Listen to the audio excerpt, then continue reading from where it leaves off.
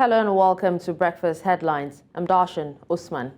The news begins in Nigeria, where renowned businessman Asue Ighodalo has won the PDP governorship primary for Edo State, beating about 9 other candidates, including the deputy governor of the state, in the election held in Benin City on Thursday. The exercise was held at the Samuel Ogbemudia Stadium in Edo State capital, with Ighodalo polling 577 to emerge as the state's ruling party's governorship candidate for the September 2024 election. Asue Ighodalo scored 0 votes. Number 2, Asue Ighodalo. Number 2, Asue also scored 0 votes. Number 3, Asue Ighodalo scored 577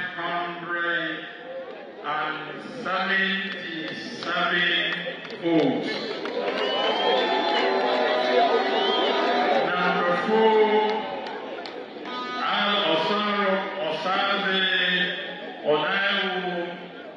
scored 0 votes.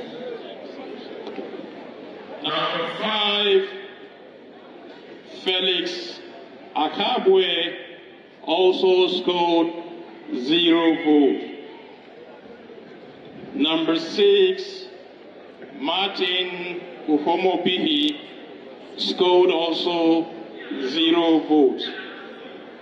Number 7, Obede Ehamo Omorege withdrew. Number 8, Omosede Gabriela Igwinidion, she also withdrew. While number 9, Mr. Philip Chaibu, scored 1 vote. Omori Audrey Abosede Aduni Adiza to Adiza scored 0 votes. Total number of void votes is 0. In the meantime, the Lagos State Governor of Southwest Nigeria, Babajide Sanwo-Olu, on Thursday said his administration would be reducing public servants' working days as part of plans to cushion the effect or the cost of living crisis in the country. Now addressing residents of the state during a live interview on the rising cost of food, the governor added that his administration would open more markets where Lagosians can buy food items at discounted rates. Governor Sanwo-Olu said the 25% reduction in transport services will start this weekend for the state public transport system, including bus, train, and ferry. What are we planning to do? We're planning to build a storage facility, cold, dry facility that can help push, when we're having a push produce and product to our citizens, using that up as a receiver, of large produce. Governor of Oyo State in southwest Nigeria, Seyi Makinde, has denied allegations that the 36 state governors received a sum of 30 billion naira each to address the current hardships in their respective states. Governor Makinde was responding to recent allegations made by the President of the Senate, Godswill Akpabio, who stated that an unverified report claimed the governors had collected 30 billion naira from the federal government. The governor questioned why Senator Akpabio would make such a statement, knowing well that it was an unverified information. Away from Nigeria to South Africa, where the South African Federation of Trade Unions says it is disappointed by Finance Minister Enoch Godongwana's cutting the inflation-adjusted budgets of nearly every part of the state. Now, while raising the budget for subsidizing corporations via the Economic Affairs Cluster, the union says the budget does not reflect on the working class and marginalized poor's demands as it is a continuation of the market-led budget. Nigerian scientists have decried the continuous fall of the naira in the foreign exchange market as it affects development and research in the health sector. They are asking the government to reduce import duty tax on reagents and other research items. News Central's Adeshewa Odushoga reports. Scientific research has been proven to be an essential component of healthcare in any country, including Nigeria, as it provides context crucial to tackle new diseases and manage existing ones. However, Nigerian scientists who are saddled with this responsibility in the country are now faced with the big elephant in the room. They say the country's forex crisis is affecting quality-based research amidst the increasing cost of materials. Even if you look at some of this output of research that you need to publish in some reputable journals which are open access, by the time they give you the dollars, the pounds that you need to pay for the publication fee, you discover that is on the high side. In Nigeria, community-based health research has aided the retention and improvement of quality, adequate and competent distribution of committed primary healthcare workforces, improving access to healthcare. However, researchers say it has become more expensive to conduct community-based research and diagnosis and even import reagent as the naira continues to weaken further. They want the government to reduce tax on importation. The reducing of tax on reagent life sciences equipment in the country. I have ordered for some kits, despite I paid. At the end of the day, when it gets to Lagos again, we need to pay tax. And we are not using it for,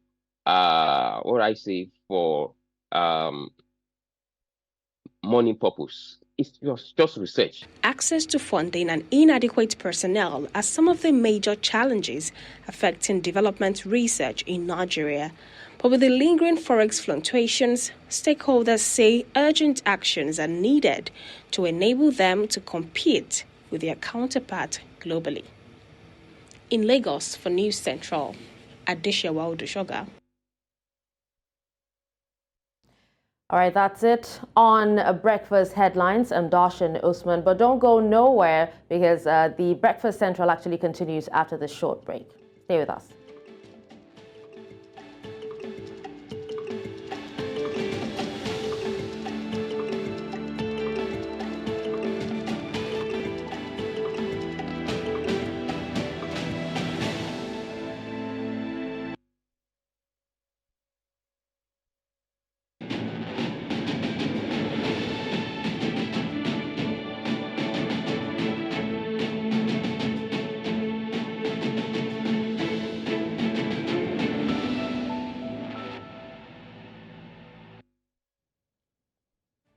Good morning, and thank you very much for joining us on Breakfast Central. Just to mention, if you are just joining, please join the conversation on social media at News Central TV as we'll be taking some of the reactions from people on social media. We're looking at some of the biggest stories in Nigeria. Insecurity topping the charts, the drama in Edo State, very interesting there.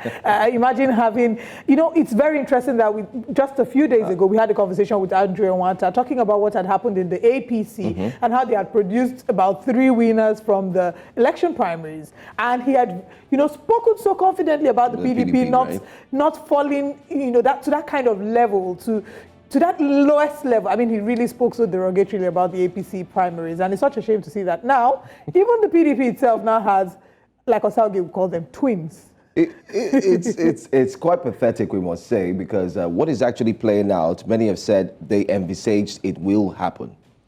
It would take place, and it's actually happening now, where political parties are in a fight for a do or die.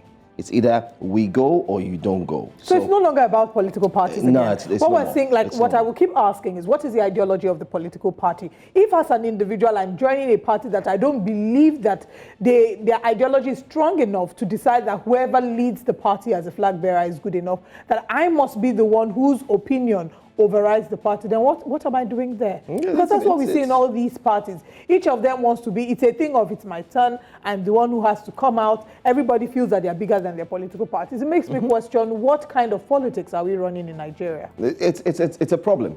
And we're going to look at it incisively, especially look at what went down in Edo State. Well, just in case you can see there on the screen, that's Asue Ighodalo, where he won his governorship primaries. And while he was winning and congratulating and thanking all who came out to indeed vote for him, somewhere another parallel winner emerged. Philip Shaibu was also a victor, winning 307 votes. Whereas at the stadium, Ogbemudia Stadium, Shaibu had just one vote. Yes. But at his own ward, he had 307. You know, so it's a bit neither here nor there. We're starting to see a lot of things fall out, shambles. It was never like this. Of course, we know that there are what they call politics and politics where you have to play tough. But these days, it's like someone has set a precedent and everybody's starting to... Exactly what I was about to say, that the concerns are that this would be the order of the day going forward. This would be what we start to see. First of all, it was a plethora of court cases, you know, incessant litigation right after elections because everybody felt aggrieved. Also a reflection on the poor, you know, on the federal level, on federal and state level, a reflection of the poor work that the electoral commissions have done. If people cannot say that they believe that you've done a free and fair election and then there are incessant court cases. Now we've moved away from that, or we've added to that, and now we are seeing primaries. Like we would say, if you cannot conduct primaries successful, how can you conduct elections successfully, and how can we trust the results of the elections that you have conducted? These people should need to go and do training in primary school and learn how to conduct class captain elections and senior prefect elections before they come and start doing primaries. I think what shocked me the most was the fact that some of the delegates said when they went to the Samuel Ogbemudia Stadium, they actually found out that some things were not right. But let's take a look at the statistics very clearly. Total accredited delegates, 585. Total votes cast, total void votes, 6. Votes for Philip Shaibu, 1. Votes for Asue Ighodalo, 577. Who voted that one for Philip Shaibu? I'm curious. Because he wasn't there to vote, so I wonder who voted for him. I mean, it looks funny because, like we said, we're starting to see a lot of theatrics, I like to put it that way, things playing out, which ordinarily should not be. And like you said, maybe we need to go back to the primary school, where it's so easy, soft, calm. Okay, who should be the class prefect? People just go, okay, I choose Toby, I choose Lola, and everything just, you know, works out fine, everybody goes home. But then again, while Shaibu had one vote here, the delegates, the PDP delegates who were going to the Samuel Ogbemudia Stadium were chased back. In short, they were told to get out. And they said they saw indigenes from Bayelsa State coming to register as PDP, whereas in true sense, they were APC members. So what they said they saw was they saw APC members who came in disguise as PDP members. And then they came straight, they kept thumbprinting while they chased them away. So when they chased them away, they said, okay, that's fine. Let's go to another place. And they formed their own, you know, primaries. And that's where they came up with Shaibu. Okay, you know what, we're going to vote for you, and then they had their own delegates vote. The point is... It's just drama. At this point, it's giving Fuji House of Commotion energy. I'm telling you. APC, PDP, today, the 23rd of February, I believe that the Labour Party has its own primaries elections. And let's see that if the Labour Party will be the more mature party of all of them to run a seamless primary and then produce one governorship candidate and one flag bearer to represent their party as the gubernatorial candidate. Let's keep our fingers crossed.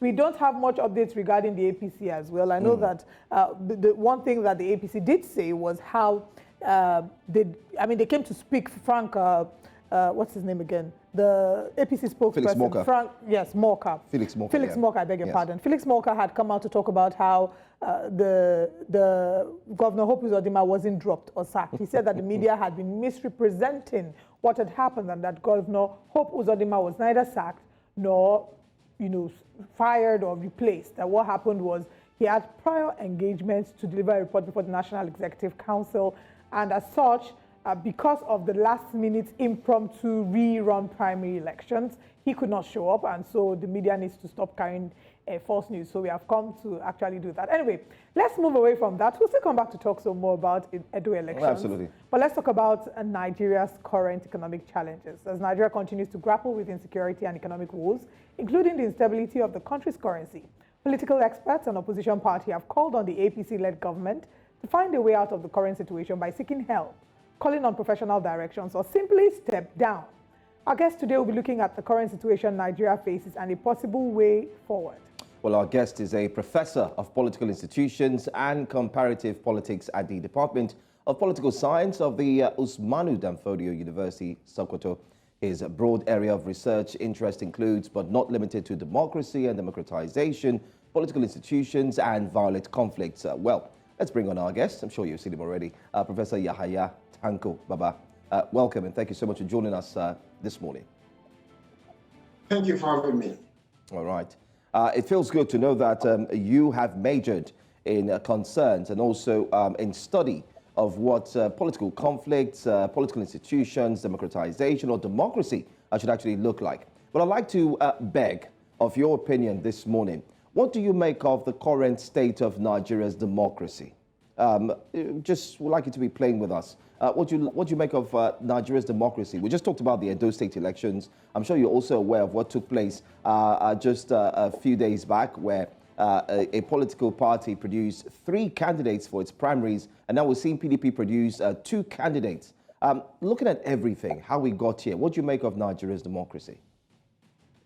This is a crisis-ridden democracy. You know, it's a burden democracy. We call it emerging democracy, but of course we are not learning from past, sharp, drastic practices that has to do with procedures, with processes, with best practices, with rules, with regulations that are embedded in democratic processes of governance. And, the institutions in Nigeria's democracy are the key challenges to deepening democracy, to consolidating it, to ensuring that democracy actually works for the citizens. So beginning with parties, which are the most important building blocks of democracy. The whole crisis with Nigeria's democratic governance has been, to start with the political parties. The political parties play major, important, essential role of mobilizing the people, of engaging the people, of articulating,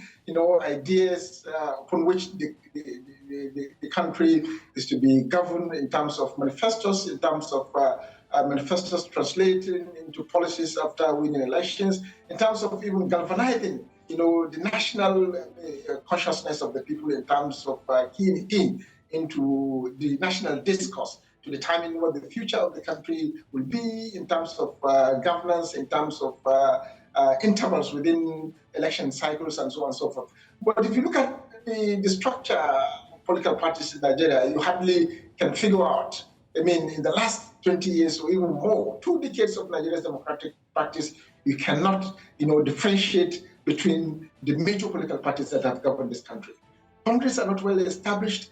Ideas are not, do not seem to trail what the symbols and the symptoms of these very particular political parties are. You cannot even differentiate between those who are in APC today, or who are in PDP, or who are in the front AMPP, or the AD, or the ACN. You can't realize that they are the same set of political elites that are actually, moving from one platform to another platform, and recycling themselves in these platforms and reproducing themselves in government at subnational levels, at national levels, without recourse to what ideas drive them, as political elites to seek for power, and of course what to do with such power. The eminent lack of consensus, elite consensus, if you like, in Nigeria's democratic process, define the current realities and the crisis Nigeria is facing with that of governance.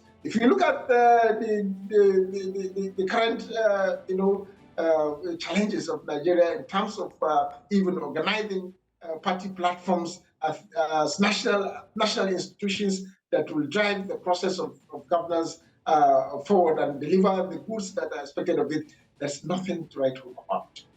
just spoke about what is happening in Edo State today. APC had 3 parallel, primary elections. One party, a party that is that governs at the center, party that has national leadership, party that has been in place in governance for more than 8 years, a party that has won election just recently, not organized itself entirely. Professor, I mean, you have said that. You've said something that many of us can agree with, that there's really not a lot of difference, demarcation between the 2 leading political parties. It feels like both of them are different sides of the same coin.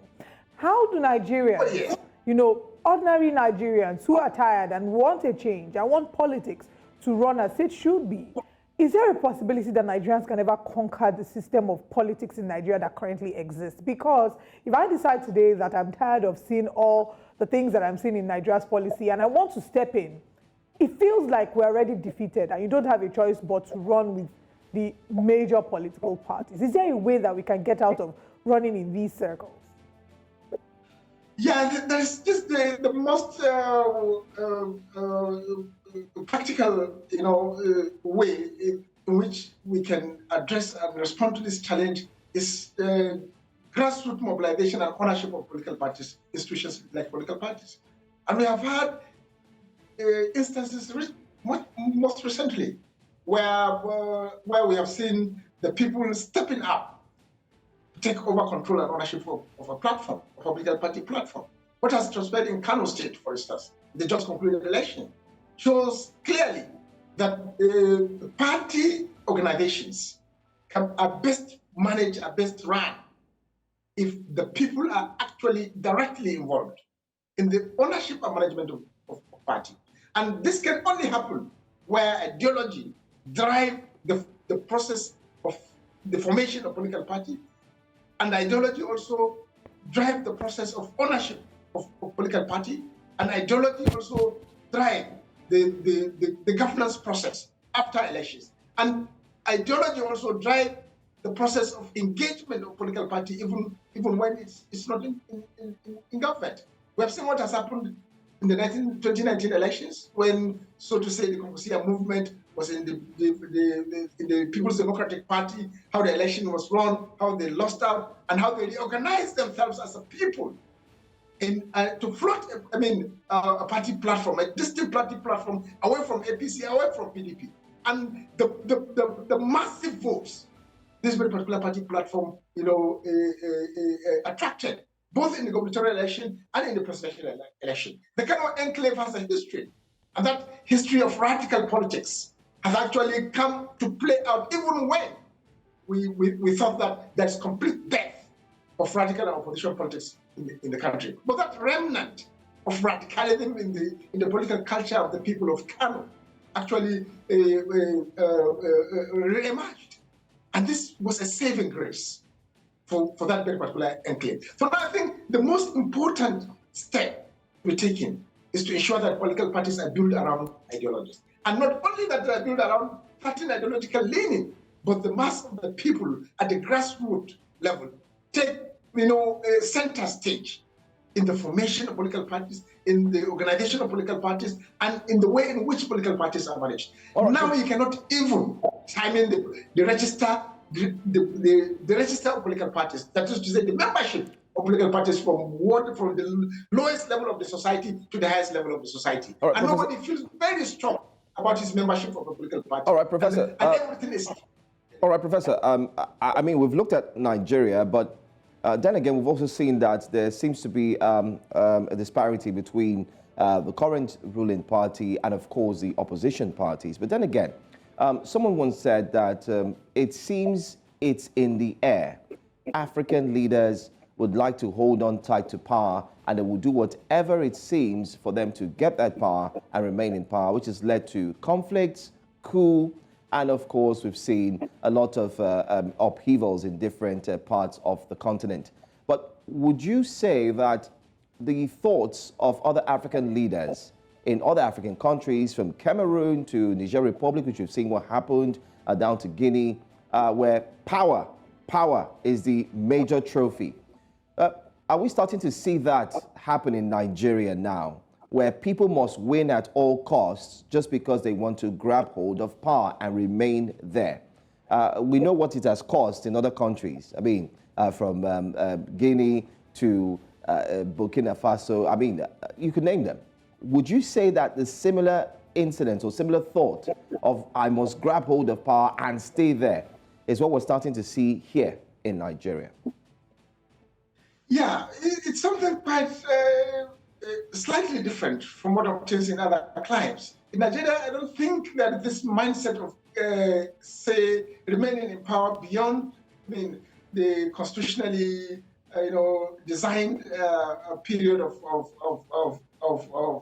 tenureship of a particular government. But then these issues of election, winning election at all costs, mismanagement and squandering the goodwill at party levels. And of course, unfavorable policies or policy decisions that are taken by government will actually produce results similar to what we have seen in Guinea, in Mali, in Burkina Faso, and in other countries. Nigeria has actually grown so big and mature to say that, the issue of seat-tied leaders, the issue of tenure extension, the issue of prolongation of one in power cannot be contemplated by any political leader at this moment.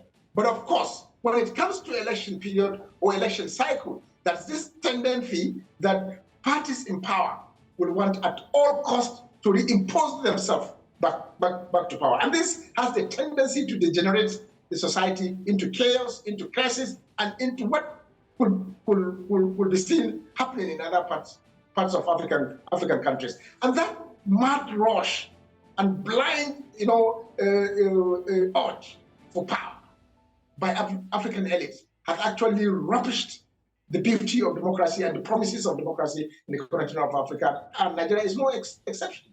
We have seen what has happened in the last elections. We have seen the excessive monetization of the electoral process and the electoral environment. We have seen the use of force. We have seen violence that have actually ravaged the process of election. We have seen the tension that actually greeted the elections in the last election. We have seen how Nigerian populace become deeply divided, across, parochial cleavages in terms of religion, in terms of clan, in terms of tribe, in terms of ethnicity, in terms of region, and Nigeria has not recovered from that very particular, from those conflicts that actually trailed the elections in the and that explains why, the Nigerian government is actually not comfortable with this spread of coups all around it, because the tension in the country, the complete lack of satisfaction with the way in which the affairs of the country is being run by political elites will have already sent shockwaves to government, and that explains why this drastic measure of expelling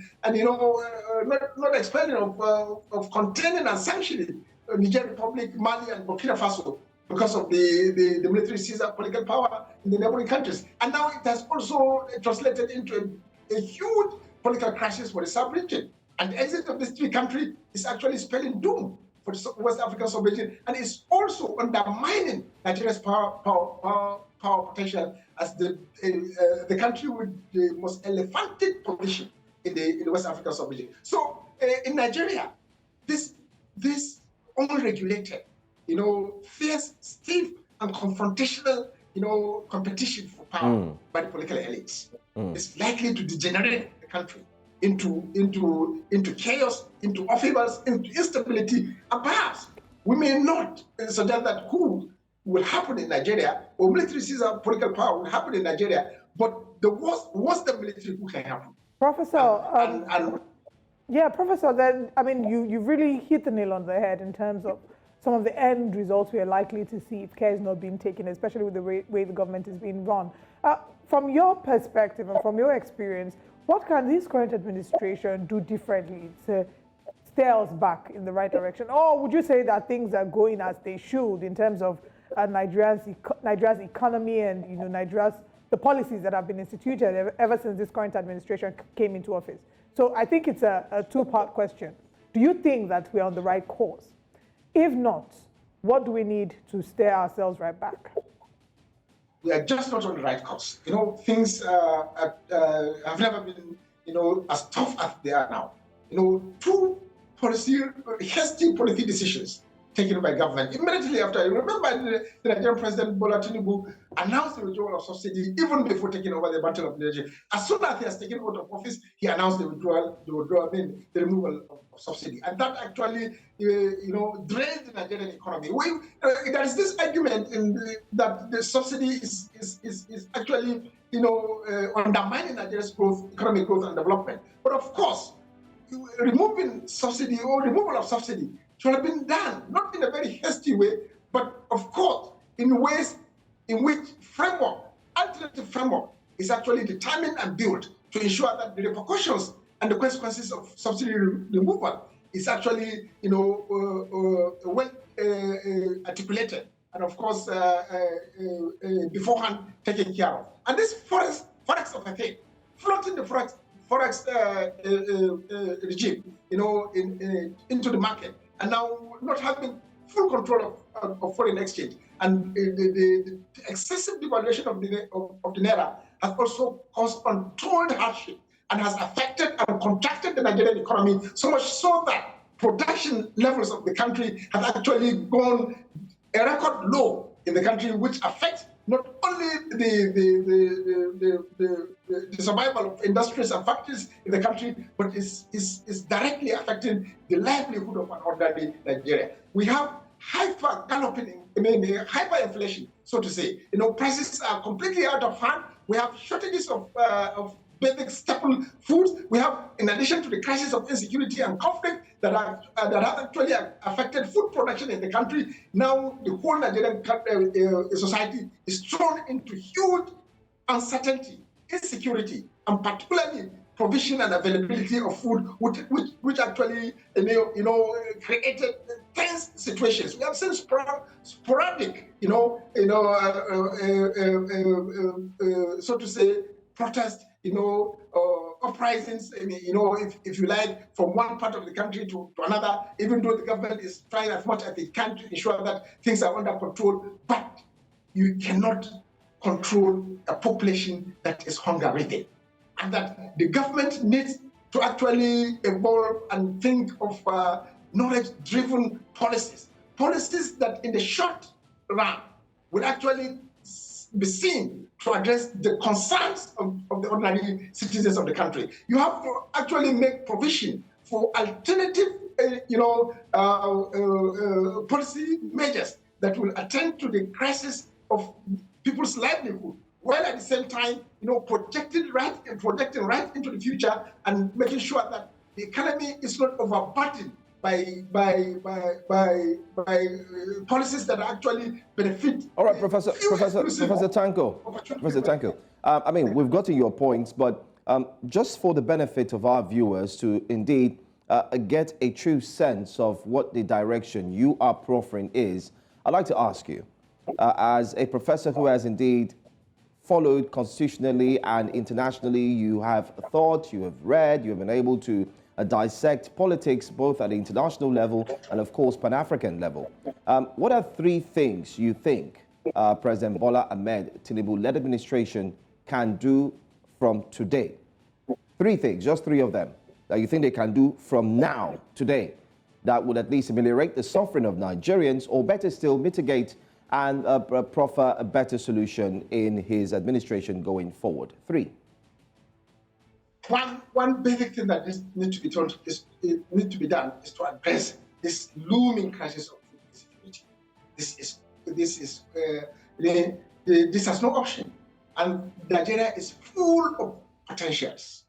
What needs to be done is to revolutionize the agriculture, and this can be done within the shortest possible time. The government can actually flood the agricultural sector with inputs, with finances, with equipment that the citizens can go into production 3 cycles in a year. And this can be done within this season. And if this is done, remember, the previous administration, regardless of what it has done, in policy abuses, had actually saved this country during COVID-19 because of the massive rice production through Anko growers that actually made sure that the country did not rely on the importation of basic staple foods during the COVID lockdown. And this is because farmers had actually gone into farming 3 cycles within a year. This can be done. And there are certain basic foods, crops, that if the government invested hugely in the production of these crops, rice, maize, cassava, these are 3 crops, beans, and other crops that if there is intervention from government for the production of these very particular important grains, the economy will actually pick up again. There is this issue of forests and mismanagement of the national resources. Where are the process of the sale of crude oil? Where are there no remittances into the central bank? Where are we having strategies of dollar? Why is the economy now increasingly being dollarized? Why is the national currency, the naira, not becoming a medium of exchange in the hands of political elites? There should be law that actually forbid or criminalize the use of any currency other than naira in Nigeria. And this is key to ensuring that the value of naira is actually regained.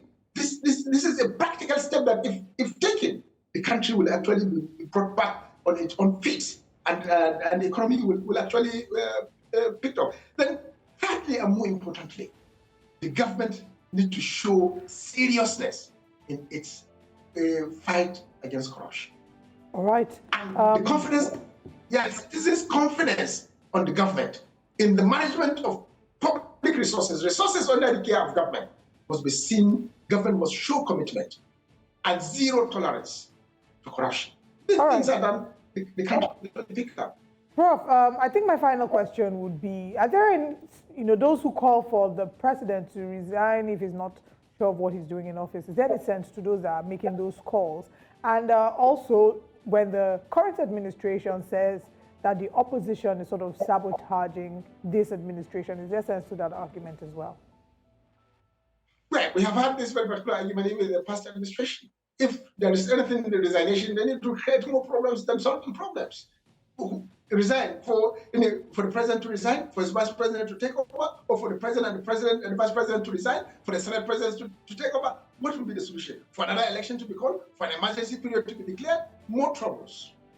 What we need is the government that is constituted with the so-called mandate of the people be brought to book, be held accountable for its actions and inactions. And the president and the government have the chance to actually listen to the general public and also to assemble experts. I think the major crisis with governance in Africa is that political leaders don't seem to value knowledge in the process of governance. That policies are chosen not on the basis of facts, not on the basis of figures, not on the basis of credible information and such findings, but policies and governance are taken to be a guesswork. That is why the very motivation of the Nigerian people, particularly on Bola Ahmed Tinubu's government and his capacity to run the country, is particularly what he achieved in Lagos, relatively better than his peers at the time he ran Lagos. And this was largely as a result of the team he assembled.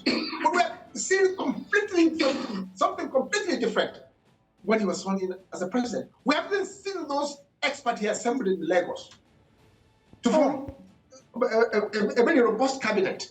We haven't seen those advisors from the industry, technocrats, from the academics and all that. The team he assembled in Lagos that preferred solution to most dreadful, economic and security challenges that Lagos faced in the last in the last 2 decades. We haven't seen that. People thought that Tinubu will do the magic of responding to Nigeria's crisis, likely because he, as a person, has the capacity to do that. But because his pragmatic approach to governance, particularly in assembling experts and surrounding himself with capable and strong-minded people who are in a position to offer solutions to the crisis of the economy in the country. Unfortunately, we've run out of time for this conversation, Professor, but you've highlighted points, so I'm hoping that the current administration is taking notes and that we can have brighter days and better days when next we have this conversation about Nigeria and where we are. Thank you so much for joining us this morning. It's a pleasure to have you. Thank you for having me. All right. Anyway, that's a deep conversation. The professor has made a lot of insinuations, a lot of points for everyone to indeed, possibly, like you said, the current administration to look at if they do, will buy out that time. Let's also give you updates that tight security is indeed what has been spotted at Lushville Hotel.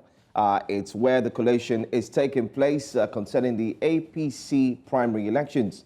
The Edo State chapter of the All Progressives Congress held, that was yesterday, a fresh election after the one held on Saturday. Of course, you know what happened, was cancelled after 3 aspirants claimed victory after the exercise. The national leadership of the APC had declared the primary inconclusive and replaced the chairman of the electoral committee, Governor Hope Uzodimma of Imo State, with Governor of Cross River State, Basiotu, of which Oliver said that it wasn't a replacement. Yeah, they said he was unavoidably absent. Those are the words of Felix Moka.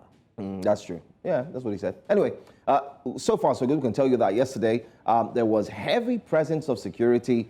Steady-looking policemen and soldiers were at the venue to forestall a recurrence of what had happened on Saturday when thugs attacked the party officials and destroyed equipment belonging to journalists, of which our own journalists, otherwise known as Pan-African and international, of course, good-looking. They got a bit of a... They actually tried to break his lips, you know. I wonder what his wife was feeling. She wasn't happy with that situation at all. Neither were we here at the station when that occurred. His phone was taken from him, but then again returned. Equipment, the tripod stand and everything was broken. And then later on, they found out that there was a divide in the faction. But then again, as we speak, it was mentioned that the results will be collated and the announcement will be made at 11 p.m. And online, someone said, okay, is it APC? No, they may not announce it at 11. They'll announce it at 4 p.m. 4 a.m. So they had said 11 p.m.? It was 11 p.m. yesterday. Yes. Yesterday, 11 p.m.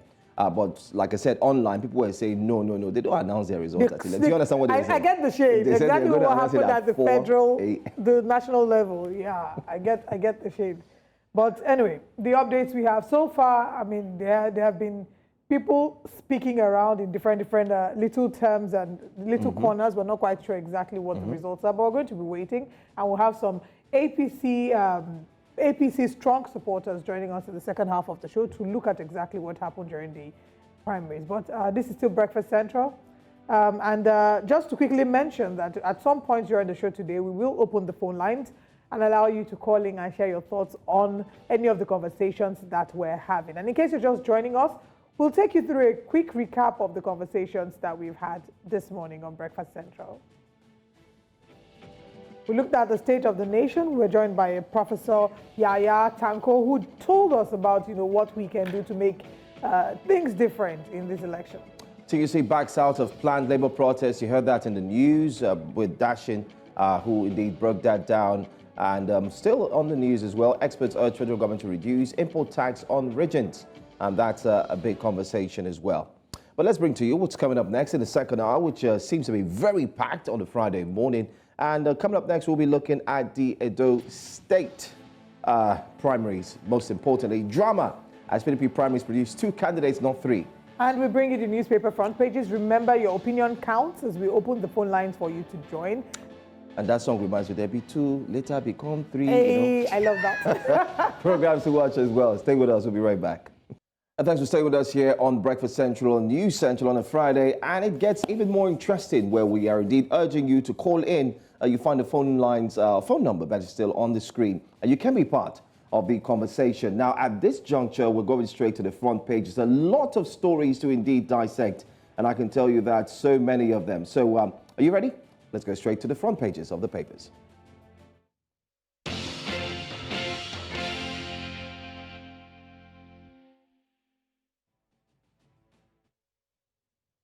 And let's start off with our very first paper today, this morning. While we expect you to call in, the phone lines are indeed opened, and we must sincerely apologize A few technical itches here and there with the phone numbers, but we believe that you can try right away. So let's go straight with the very first paper coming right there on your screen. And the very first paper that we are indeed looking at is one that's got me asking a lot of questions as well. Now, this question is one that I'm sure will equally make you wonder what truly is going on. I mean, the in the papers haven't had any sector good as news well. in a long while, but anyway, let's look at it.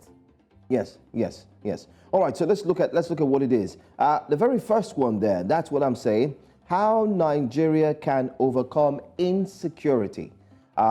It's generated a lot of conversations, a lot. Retired generals, DIG security experts are indeed talking tough. There's need for teamwork among government, security agencies, citizens. Blame corruption for worsening insecurity. Call for state police investment in intelligence gathering, train, equip, pay police officers. I would like to highlight pay police officers as a first for me. I'm just saying. These guys deserve to earn well. Other security agents also track down political leaders backing criminals, is what it says. Where's the Dubai report? Where are the other reports that were released concerning those who were sponsors of terrorism and insecurity? Till date. The former administration kept saying, we're going to release the names, we're going to call out the people. But that has been the trend in Nigeria. We always only hear about, there are people, there's a cabal, they never actually name names. Let's take a look at another one. CDS warns against calls for coup over economic hardship. And our guest who joined us earlier, we did ask him about that. If there are any concerns that this could likely trickle down into Nigeria, because the point is, if you look at other West African countries that are bordering, from Mali to Niger to Guinea and Burkina Faso, you could tell it's indeed very close. So we might want to be very careful. So CDS warns, don't talk about a coup at this point where economic hardship is indeed heightened. Federal government bans cooking gas export to crash price. They had better. Do you know cooking gas, 2.5 kilo, is 18,000 naira? It's wild. How? Cooking gas I used to buy for 6,000 naira. People don't cook beans again. No? Beans go rest though, unless you have pressure pots. If you don't have pressure pots, the pressure will be getting worse. Problem. Anyway, let's look at another story very quickly. Abure released after 12 hours in police custody.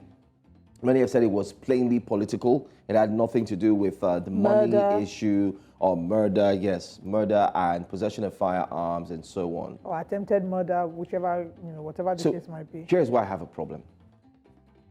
The police has not come out to state why he was arrested. And who was the person that set the law in motion against him? You can't just... They mentioned one random name like that. And I mean, is the person arrested? Is there investigation being conducted? Because you can't just set the law in motion against someone when you don't have adequate information. When you do that, you should be made to face the law. I understand. Was he invited prior? Was he served an invitation many times? We hear maybe once or so. So we don't know the true story. This is where the police comes in. So we're calling on the PPRO. This is where you come in and say, address Nigerians. In saner climes, the police will hold a press conference. You don't need to wait until you want to show criminals.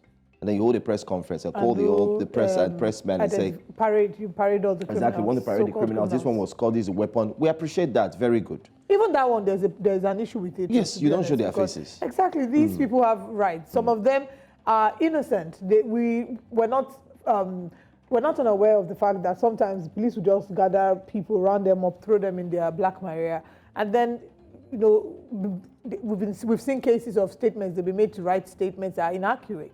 They write statements under pressure. So imagine that they arrest someone and they've paraded them.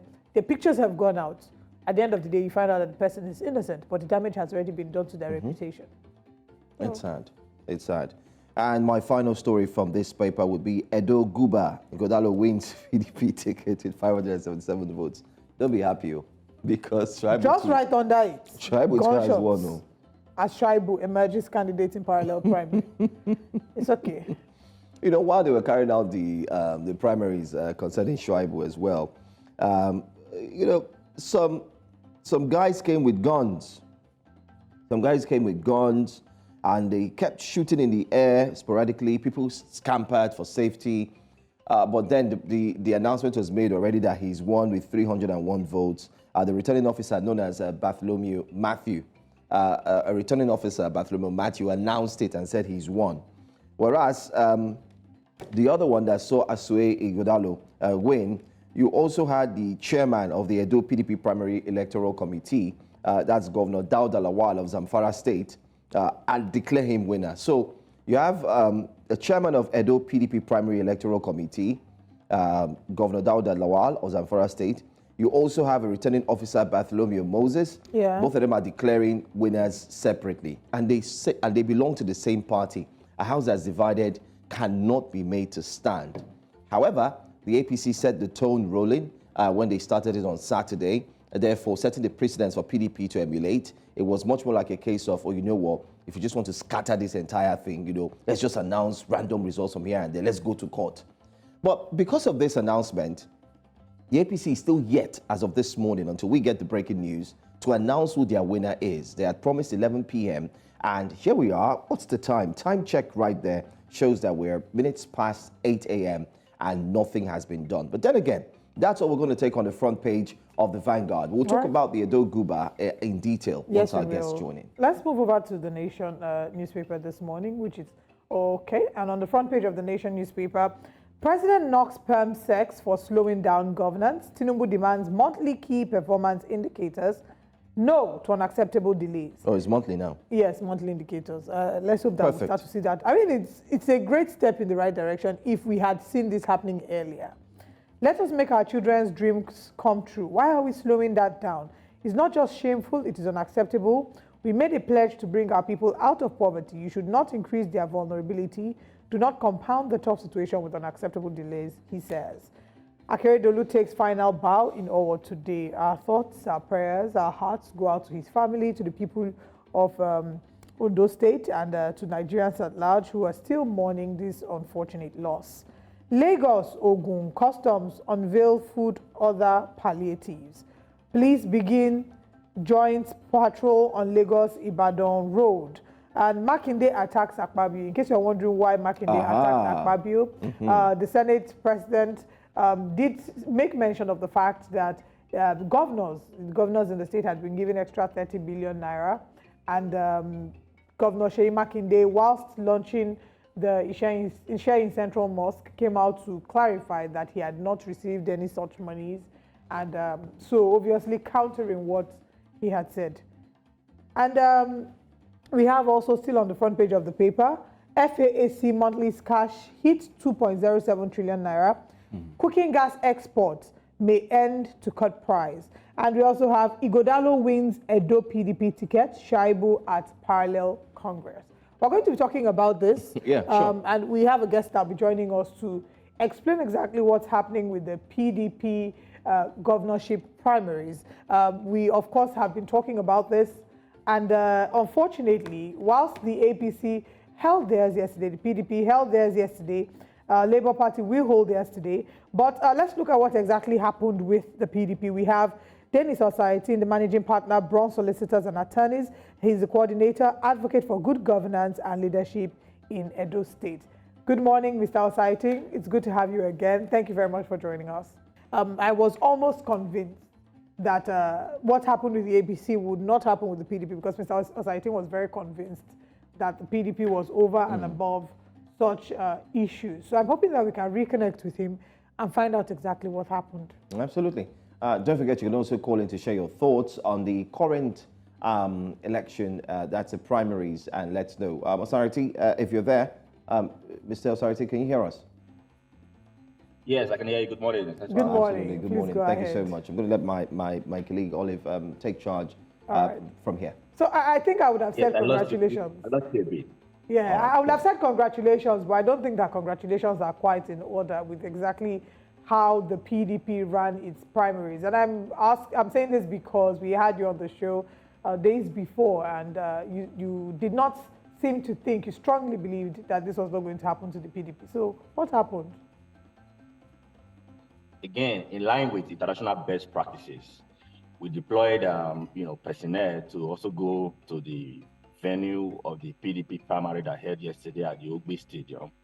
And the report we got from the observers and from my personal experiences clearly showed that the PDP primary held held yesterday at the largely publicized venue at the Ogbe Stadium, and all the major aspirants, excluding the deputy governor, took, active participation.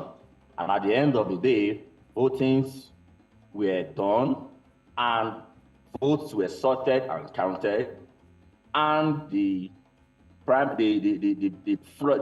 contender, Asue Ighodalo, emerged after a free, fair, credible contest as the gubernatorial candidate of the PDP yesterday, in a process that has been widely, celebrated and commended, because the PDP appears to have demonstrated largely that they are really the ruling party in the states.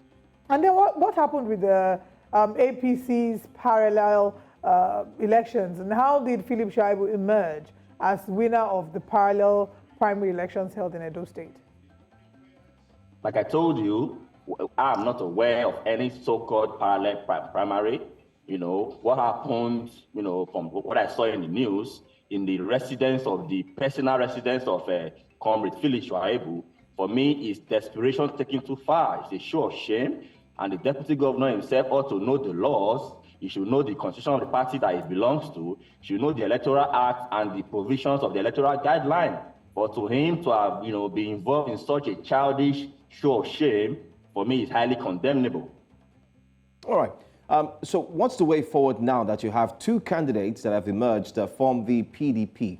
Philip Shaibu, Asue Ighodalo, and what's the PDP as a party saying about this, and what's the way forward? I refuse to agree with you that there are two candidates of the PDP. The only candidate that emerged yesterday is the candidate that emerged from the primary that was conducted by the National Working Committee of the PDP. So if any other person is going about, claiming that he's a candidate, the onus is on him to prove. He should come and show to us how the delegate that voted him, or the people who were sent by the National Working Committee to come and conduct such a primary, he should come and show. The onus is on him. It's not enough for you to claim that you are a gubernatorial candidate. You must show by way of credible and verifiable evidence that that primary held. And if indeed that primary held, you must also show that the National Working Committee sanctioned that primary.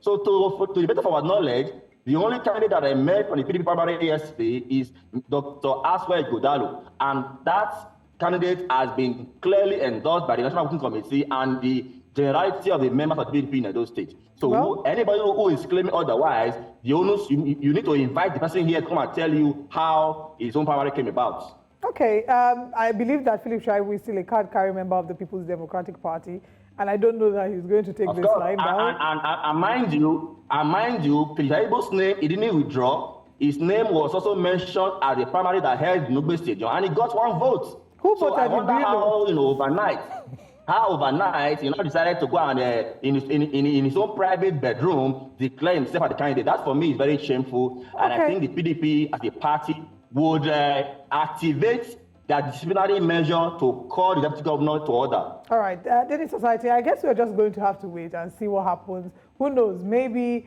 one party, one winner will be officially declared by the NWC, or maybe we'll see a rerun just like the APC. Fingers crossed. We'd love to have you again. Thank you for joining us.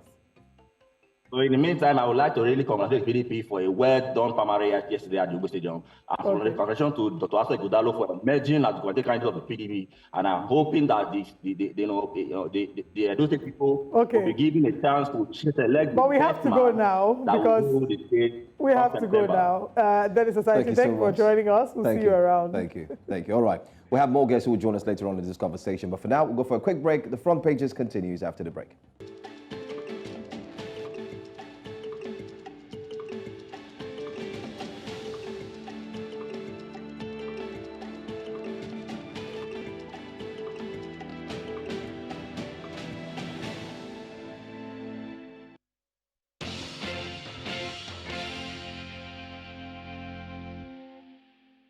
So let's go straight to our next paper and the very last before we go deep into our conversation concerning Edo Guba elections. Tales of war for survivors, joy for repentant terrorists. Tales of war for survivors, joy for repentant terrorists. You know what that means?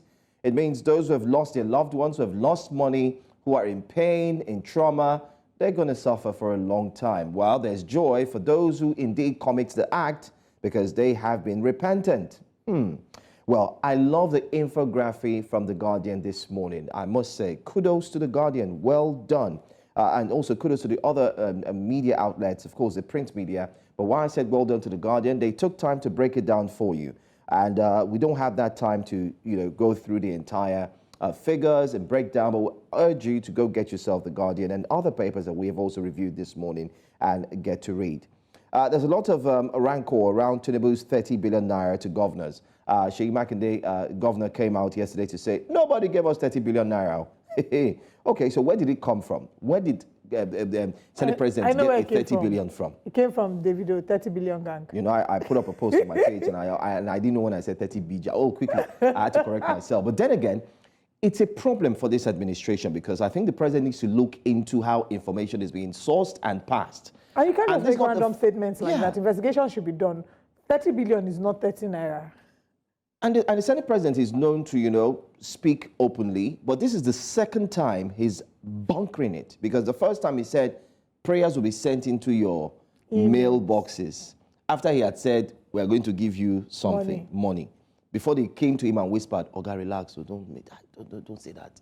And now we're seeing another one where he said, we've given 30 billion, aside from the FAAC allocation that was indeed distributed to all governors, which was about 5.something trillion naira in money for the year, allocation from oil reserves and the likes. But then again, that's what we're going to take on the front page. Olive, you have anything you want to take on the front page again? Well, I think you've hit it. Well, there's this one, hardship. Sanwo-Olu announces 25% slash in fares and other palliatives. We didn't take that story. That was a good one. Yes. People will be getting food from Mama Put. Yeah. Every morning. But who's going to, how are they going to offset? I don't know the details, so I don't speak too much. Okay, so go ahead, ask the question. Are they going to be able, who's going to offset?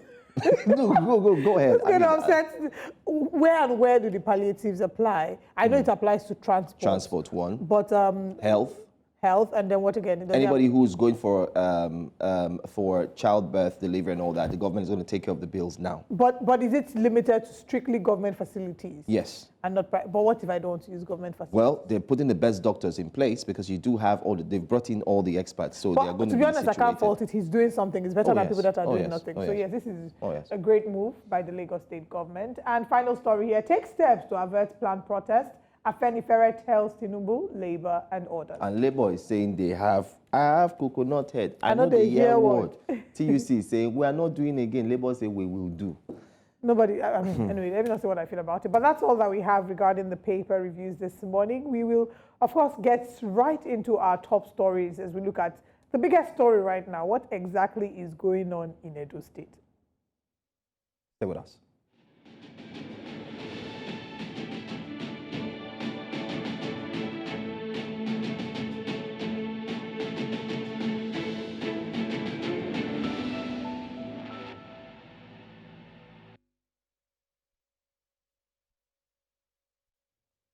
And thanks for staying with us here on Breakfast Central. Now let's go straight into the meat of the conversation.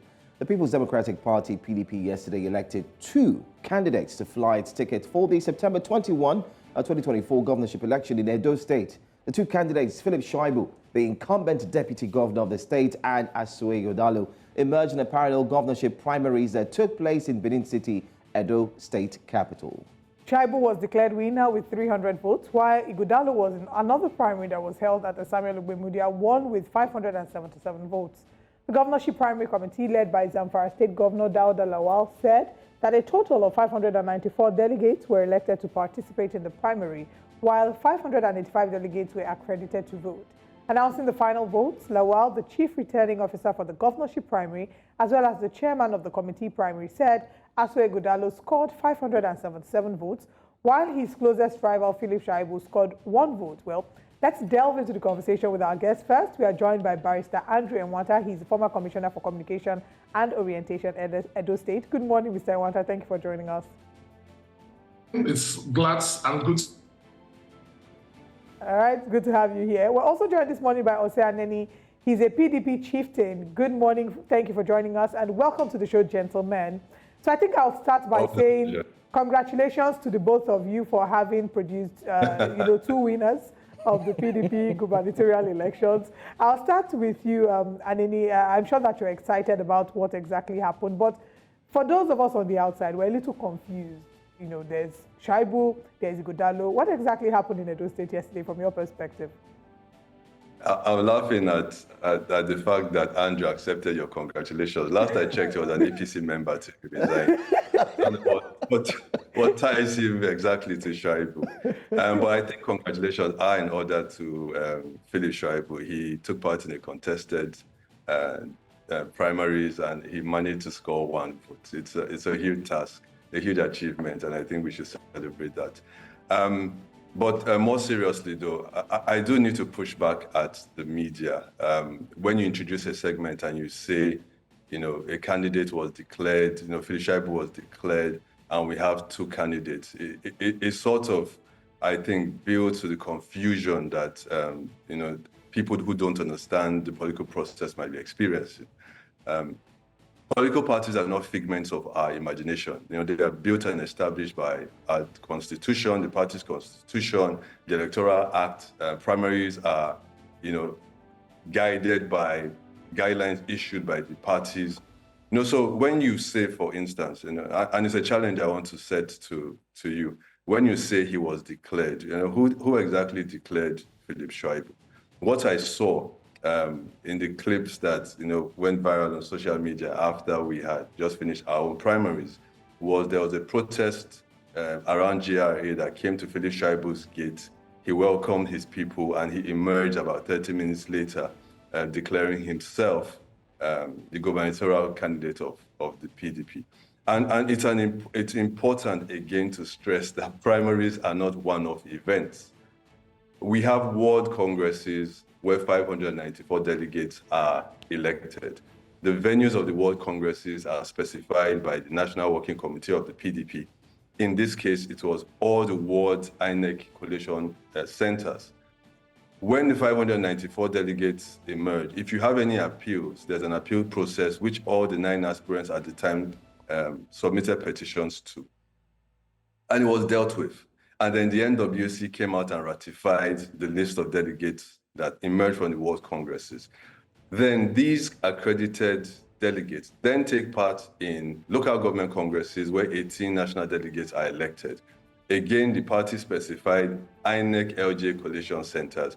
Again, the party specified the electoral officers. Again, the party specified the date and the time and the venue. And then 18 local government national delegates emerged. Again, there's an appeals process. Again, the NWC went through the process with these aspirants and ratified the 18 national delegates.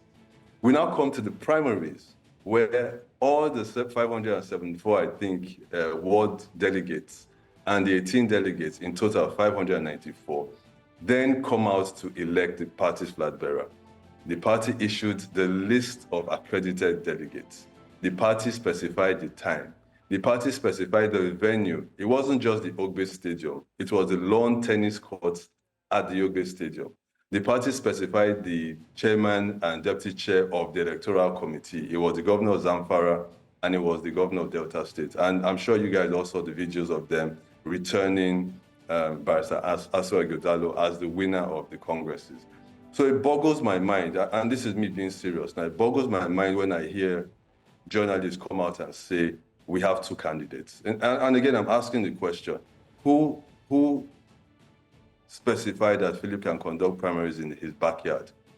I have kids, and sometimes you see them playing in the back garden, and they're pretending to be king and queen or police and robber. You know, anybody can gather in a democracy and say anything. But if you want to take part in a political process, you must be guided by our constitution, the Electoral Act, the party's own constitution, and the guidelines of the process that you want to take part in. So I can say that let me just land on this point. I can say that Barrister Asue Ighodalo's primaries ticked all these 4 points.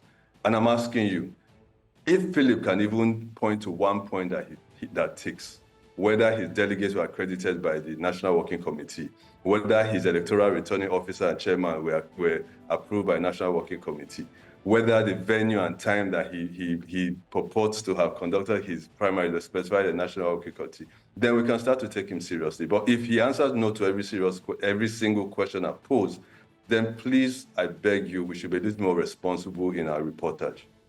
All right. First of all, we'd like to say thank you for your points. But then again, we'll also like to share that the media equally has a responsibility. And our responsibility is to ensure that we inform just as the situation indeed unfolds.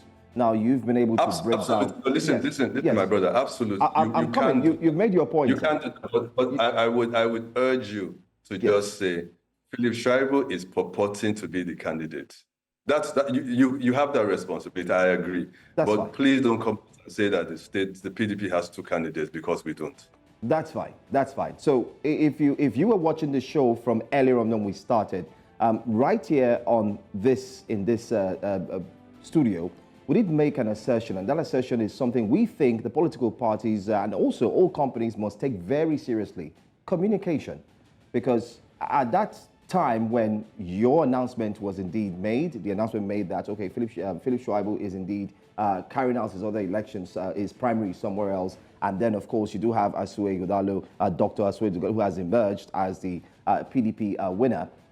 We always say that it's very key that a circular is indeed out. And most importantly, if you need to carry out a presser, it's very important that you do that. Because I'm sure you're not just going to hold News Central responsible, but if you take a look at all the media outlets, you would also find out that there's a different reportage that's ongoing. And the beauty of this is that we have you here live to now clarify it. So taking a swipe at us, I don't think that's, I'm sorry, but I'm going to say I don't think it's the right, I think it's the perfect thing is we're happy to have you here and you are here to clarify.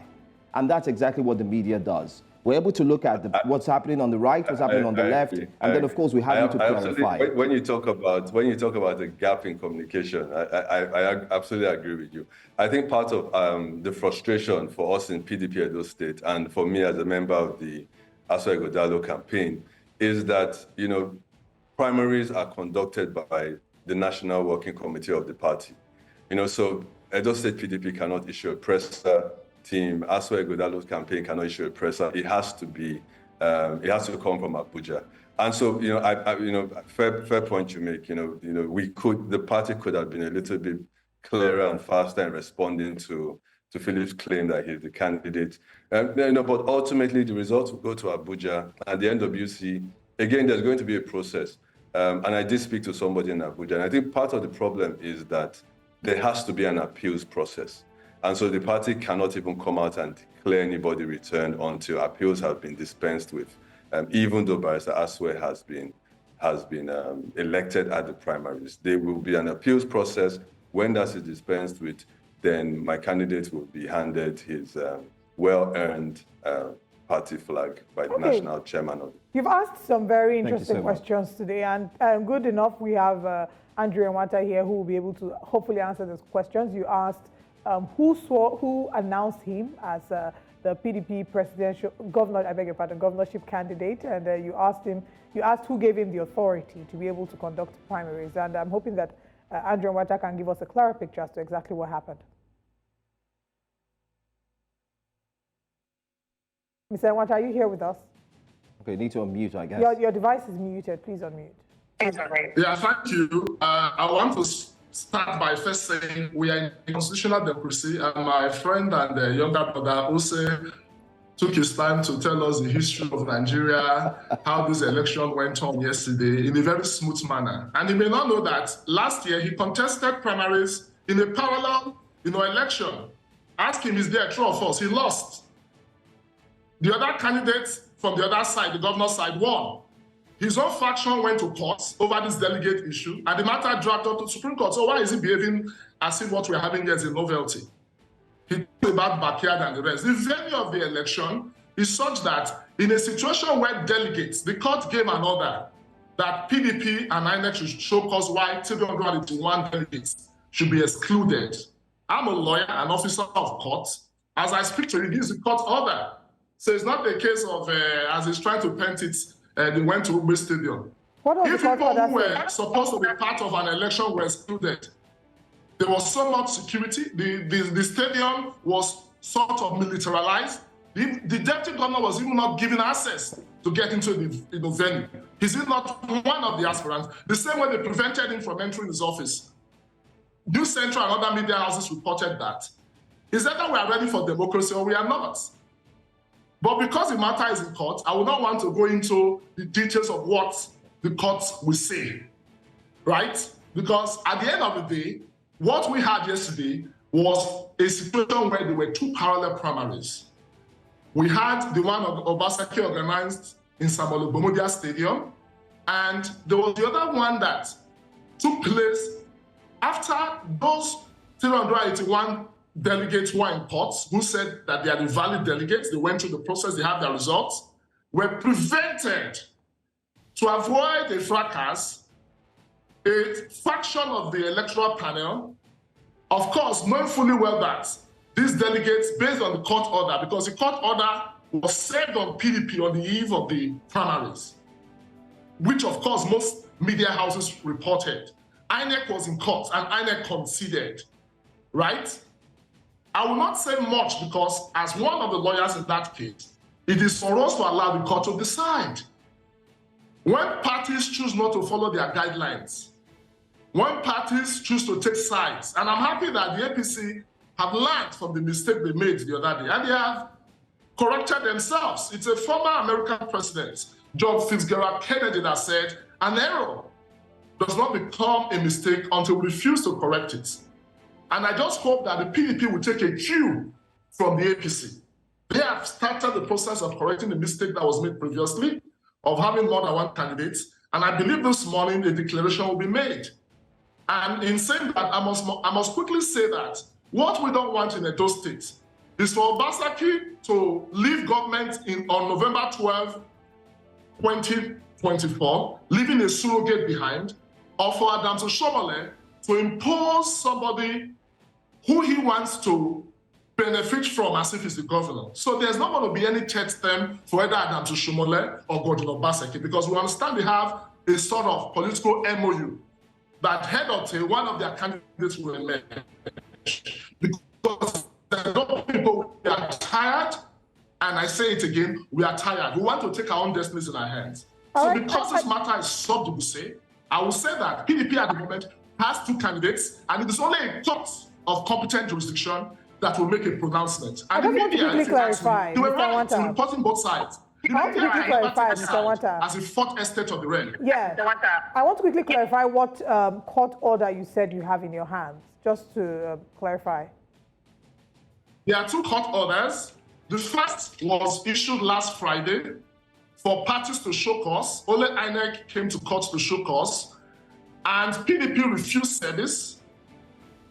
And because they refused service, the court now issued another order on the eve of the primaries for them to be served the court process by substituted means, which of course was effected on the eve of the primaries. And as such, we'll be going back next week, and that is where the battle line will be drawn. If PDP as a party is above the laws of Nigeria to disobey a valid court order, and if those persons who were excluded were properly and validly excluded. Okay, Mr. Nini, do you have any response to that? I have a lot, and thank you guys for asking my brother what court order he refers to, because I have the court order here, and he holds no court order. He was brandishing it across your screens. He holds no court order where any judge in Nigeria has said that the party cannot hold primaries. Okay, can we quickly zoom into the court order that he has? I would love. I'm happy to let Andrew have a second to read the judgment of this, the order of the court, where he said the party should not go ahead with its primaries. He cannot do that because all he has is that the party should be served notice so that we can come and explain why his order should not be granted. So you are a lawyer, my brother. Please don't. I don't know if it's intentional or because he's making very grave allegations. And profound respect, You are not my Andrew, professional colleague, one. And secondly, I cannot come on national TV. Okay, so let's try to bring in some. As a lawyer. So let's try to bring in some order. Mr. Neni and Mr. Nwata, I'd like to please ask, so that we can give everyone, Mr. Nwata, a moment please, so we can give everyone adequate time to clarify what they're saying. So there isn't a court order. Secondly, I conducted parallel primary. Okay, Mr. Nwata, please hold on so Mr. Neni can speak. Thank you. Let me finish. There isn't a court order restraining the party from conducting primaries. And my brother Andrew knows that it's not possible because even the Electoral Act 2022 says no court order or judgment of process can stop a political party from conducting congresses or primaries. The second thing is that I took part in primaries in 2022. My primaries were witnessed by INEC. My venue was the party-specified venues. And it was the national, but we didn't have the national. And the courts have well held that it is a national party that conducts primaries. And so we went to the Supreme Court and that was established. And I accepted it in good faith. I didn't decamp from my party. I didn't do anti-party. I also need to make the point that because I was at all the world congresses, I was at my world congresses, that document that Andrew held up, I wish you hold it up again. One of the litigants is Gabriel Okodowa. He's my brother from Ward 3. He took part in my primaries. I have video of him. So I don't understand this thing when we just, because we lose, we don't win a process, we just want to throw everything and burn the house down. That's not the PDP nature. And Andrew cannot come on national television because this is a national platform and claim that the deputy governor was denied access to the venue. The only people that were allowed to access the venue were accredited delegates and aspirants and electoral officers. Asue Ighodalo was there, Omosede was there, Atosene was there, Jofel withdrew, I think Ogbedihama also withdrew. Asue was there. Shuaibu did not withdraw, so his name was on the ballot. All right, Mr. So I don't understand this point where there's a claim that anybody was excluded, because not only were these people there, they actually came to campaign to the delegates. Anslem spoke, Omosede stepped down, Atosene spoke, Onaiwu Osara was there, he spoke, everybody spoke. So please, let's not push out, propaganda and claim it's new. It's not the PDP way. All right. My candidate has won a primaries. His main task, his first task, and he started last night, is to unite the party, and he has started meeting all these aspirants. If you truly care about Edo State, if you truly care about the PDP, that has to be our primary concern. Okay, uniting the party so that we can head to win the September 2022 election. Okay. I don't know what hat my brother Andrew currently wears. I know he's one of the lawyers in one of these cases that he's showing. I pray because he truly is a fine mind. I pray that he joins us in the PDP so that we can continue to build this state. All right, Mr. Nwata, I know that you wanted to react, and thank you for giving Mr. Neni the floor. Please, it's your turn now. Yeah, thank you. I will make 3 clarifications. I will start with the last statement he made. He said he does not know my heart. Of course, I said it here that I'm one of the lawyers. It's not something people like us are afraid to say. And that's why, as a lawyer, I will start by first of all educating him. When you hear a court order, it's not all court orders are restrained. Don't be in a hurry to conclude. An order can be made to show cause. The moment a party goes to court, is a new device under Order 26, Rule 11 of the new Federal High Court Civil Procedure Rules. Because of the way and manner, all manners of injunctions were gotten in the past, in the wisdom of the leadership of the Federal High Court, they introduced new rules. And that particular provision has to do with where you know that something is about to be done and it has an effect on you. The court gives you the opportunity of applying ex parte for that person to come and show cause. The effect of that is as good as telling the party, don't do anything until you show cause, right? And it is in your place to serve a copy of that order on the offending party, which we have done. INEC was served and INEC was in court, right? I will not come here to comment on things I don't know anything of. I'm a lawyer and I'm the lawyer in the matter. My friend is not within my profession to not tell me that, oh, there was no court order you don't make those kind of statements, those kind of escatula statements, much as you are marketing Asue Ighodalo, marketing very well, but you cannot come and do the work of a lawyer. If I'm not a lawyer in that case, I will not go into the fact that an order was given. And that's why, if you notice, I've not even gone into the main gist of the case, because it's wrong for me to do that. I'm not saying that my own clients will win the case. They are 381.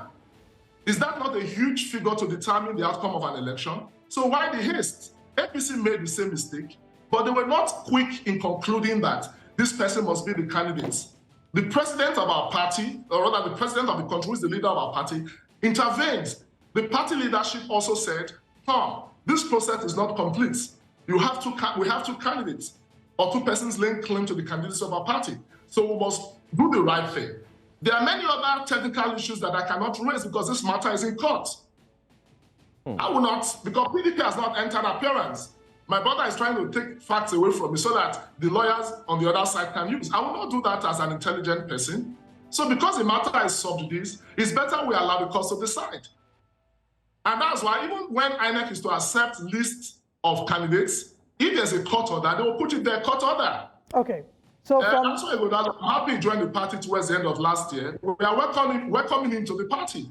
Last year, we had about 5 litigations. Also, Aneli was on the other side. Coincidentally, I was on the side of the governor. But it appears we have exchanged roles. It's now on the side of the governor. Not that I'm on the side of anybody, because I'm a lawyer. And as a lawyer, I'm doing my professional work. All right. So it is not for to say things that does not have fact. I'm asking you now in your capacity as a lawyer. Because if the primary election was restrained, I don't think Philip Shaibu would have gone ahead to have his own. So all right. So Mr. Nwata, can you please hold on for a minute? What are the next steps now, from your perspective? I mean, I'm asking you as a lawyer, what are the next steps from here for Philip Shaibu, for the PDP, from where you stand? The matter is sub judice now. When we say next step, they're in court. It is for the court to now decide. Okay. As simple as that. Okay. Okay. Okay. So, Mr. Nini, for you, my question simply is, what are the next steps as well for your party? You do have a winner now. You do have a candidate, and the way forward simply is what for your party? I just want to say I'm happy that my brother Andrew has aligned with my earlier position that we weren't restrained from holding primaries. And he absolutely is correct. I really am not interested in, what the 381 people are asserting in courts. I have full confidence in our judiciary, and I think justice will be served. I also didn't go to court the last time, again, because I am a true party man.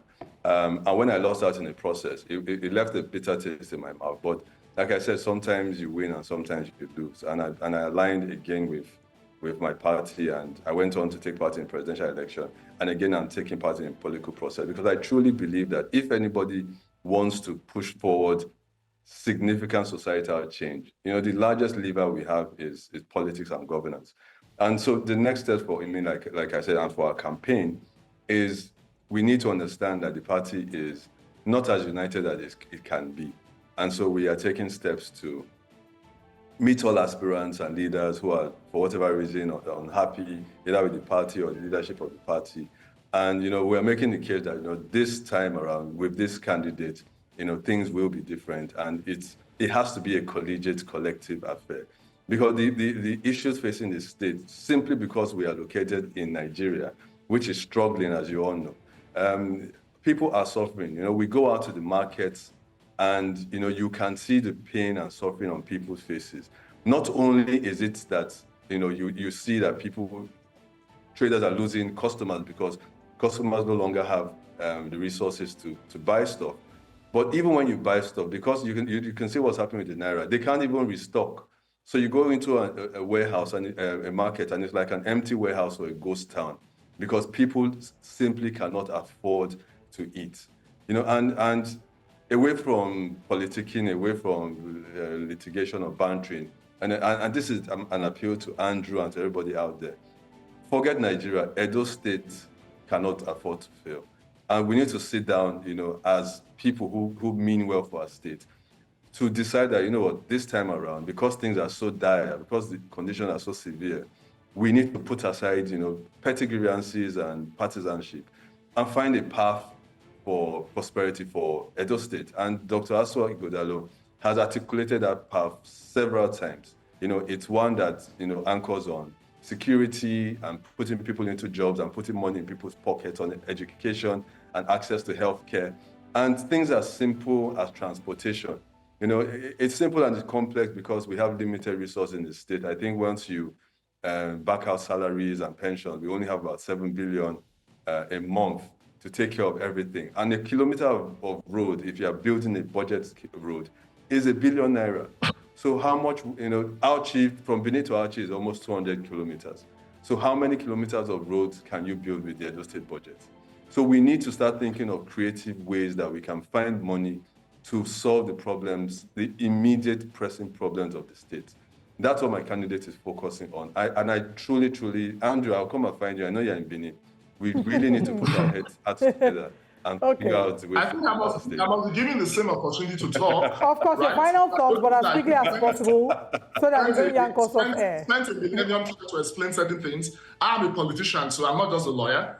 Okay. He's asked the question that if I'll come and join them in PDP, I cannot join a house that is divided against itself. I initially said I was leaving APC, and the reason why I started that process was because of the way and manner the election was being conducted. But I'm happy that my party really has taken steps. And by the time the results are announced this morning, my board chairman has refused to accept my letter of resignation. And if that candidate I was supporting, who was initially declared, is the person that Emodi, I will have to review my initial position. And I hope PDP will have a candidate, because the APC, if I return to that party, is the party to beat. Because we are tired of Obaseki's 7 years of speaking grammar, of importing things from Lagos, of using things from Lagos. But he said in 2020, I do not be Lagos. He said if you return to the party, that the party is the party to beat. If you don't return to the party, will it still be the party to beat?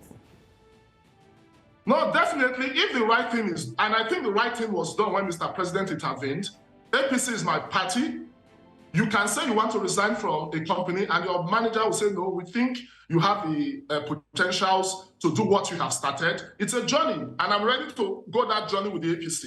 Because I realize that in Edo State, it is lies, propaganda, and lies. And we cannot continue with that, because Asue Ighodalo is a business partner of Godwin Obaseki, so we don't want Obaseki to have a third term. And if that's the reason why I'll come back to APC, I think that's a worthy cause. Very interesting. I think your summations are indeed rife. I wish we had more time to dig in so we can get more explanation, especially what's happening in Edo State. But finally, not please, longer. Please, before you finally, he made our time is up. Go ahead. Very briefly. He said Asue Ighodalo. No, he's made a statement. He's a lawyer. Asue Ighodalo is Obaseki's business partner. Can he expatiate on that? You know what? Well, let's do this. Let's have both of you back. If you agree to give us your time on Monday, we'd like to have you back on this platform. Please don't respond to it, Mr. Nwata. I can't be the host on this show. If he makes such a serious claim, he should. That's why we'd like to leave it hanging and anchor on that until we come back on Monday. Please, let's have both of you back again. Slander people on national television, please. Mr. Nini, please give us your word that you're here on Monday. If Andrew gives us our word. Mr. Andrew, give us your word. You're here on Monday. I trust you'll be here because you're a man of your words, that you're not going to leave APC. And if you do, they might be the party to beat. Thank you so much for joining us, distinguished gentlemen. I'll be here to explain on Monday. All right. Okay, thank you for having us. And when likely is APC to announce its candidates, please? And one time. This morning, please. This morning. Okay, fingers crossed. We'll be waiting. We suspended and we are waiting. Now we're going to celebrate.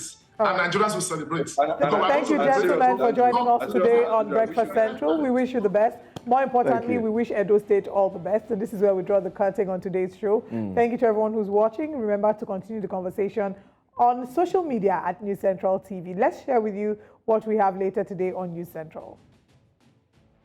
Later today at 11 a.m., we do have nothing more than what you love to hear to know what the economy is saying, and that's got to do with Business Edge.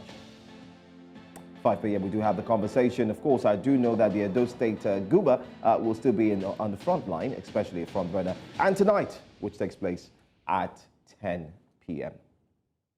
Thank you very much for joining us. We, of course, have to set out of the studio so we can be ready when APC announces its result.